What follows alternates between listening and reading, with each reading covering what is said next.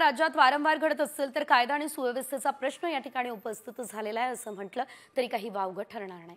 यानंतर पुढे एक मोठी बातमी, कारण उरण तालुक्यातल्या पागोटे गावात धुडगूस घालणाऱ्या गावगुंडांवर कोर्टाच्या आदेशानं गुन्हा दाखल झालाय। मात्र अजूनही गावगुंड हे मोकाट आहेत, त्यांना अटक करण्यात आलेली नाही। माझा संतोष देशमुख होण्याची वाट पाहताय का, हा संतप्त सवाल पागोटे गावचे सरपंच कुणाल पाटील यांनी केला।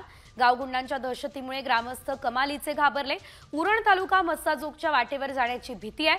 पागोटे गावचे नागरिक न्याय कधी मिळणार हा प्रश्न सध्या उपस्थित करतायत।